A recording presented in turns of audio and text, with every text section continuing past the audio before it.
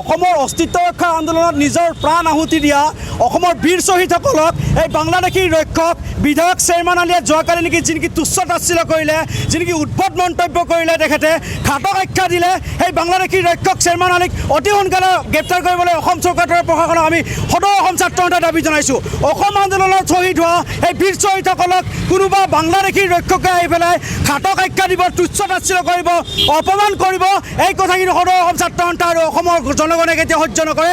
যোৱাকালি যি নেকি শ্বেৰমান আলীৰ দৰে সেই বাংলাদেশী ৰক্ষকৰ ভূমিকা লোৱা শ্বেৰমান আলীয়ে যি নেকি অসম আন্দোলনৰ শ্বহীদসকলক ঘাতক আখ্যা দিলে, গৰু খুটিত উচ্ছেদিতসকলৰ সমৰ্থনত আমি ক'ব বিচাৰিছোঁ বাংলাদেশীৰ কোনো ধৰ্ম নাই। গতিকে আমি এটা কথা ক'ব বিচাৰিছোঁ, ৰাজনৈতিক প্ৰলোভনৰ, ৰাজনৈতিক তেওঁলোকৰ মেৰুকৰণ, ধৰ্মীয় মেৰুকৰণৰ দ্বাৰা এই ধৰ্মীয় সংঘাত অসমৰ জনগণৰ মাজত তেওঁলোকে বিচৃষ্টি দিবলৈ যি নেকি প্ৰয়াস কৰিছে, সেই প্ৰয়াসৰ পৰা বিৰত থাকক। কংগ্ৰেছেই হওক বা যোন ৰাজনৈতিক দলে এই যি নেকি উচ্ছেদিতসকলক লৈ পেলাই যি নেকি ধৰ্মীয় মেৰুকৰণৰ ৰাজনীতি কৰিব বিচাৰিছে, তেওঁলোকক সাৱধান কৰি দিব বিচাৰিছোঁ। সদৌ অসম ছাত্ৰ সন্থাৰ দীৰ্ঘদিনীয়া দাবী, বাংলাদেশী অসমৰ পৰা উৎখাত কৰিব লাগিব। সেয়া হিন্দুৱে হওক, মুছলমানেই হওক, কোনো ধৰ্মৰ নামত কোনো বাংলাদেশীক কিন্তু চিনাক্ত কৰিব নালাগে। কোনো ধৰ্মৰ নামত বাংলাদেশীক ভাগ কৰি উচ্ছেদ কৰিবলৈ সদৌ অসম ছাত্ৰ সন্থাই কোৱা নাই। বাংলাদেশীয়ে সেই হিন্দুৱে হওক, ধৰ্ম হওক, যি ধৰ্মৰে নহওক কিয়, হিন্দুৱে হওক, মুছলমানেই হওক, তাক উচ্ছেদ কৰিবই লাগিব।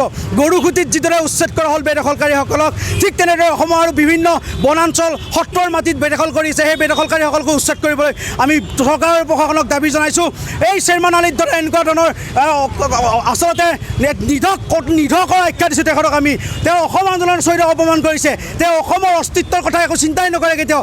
অসমৰ ইতিহাস তেখেতে নাজানে, অসমৰ শ্বহীদসকলে কি কাৰণে নিজৰ প্ৰাণ আহুতি দিব লগা হৈছিলে সেই কথা তেখেতৰ আচলতে মগজুত তেখেতৰ সম্যক জ্ঞান নাই। সেইকাৰণে তেখেতে অসমৰ শ্বহীদসকলক অপমান কৰিছে। আমি সদৌ অসম ছাত্ৰ সন্থাই সমগ্ৰ অসমতে আজি তেখেতৰ প্ৰতিকৃতি দাহ কৰিছোঁ।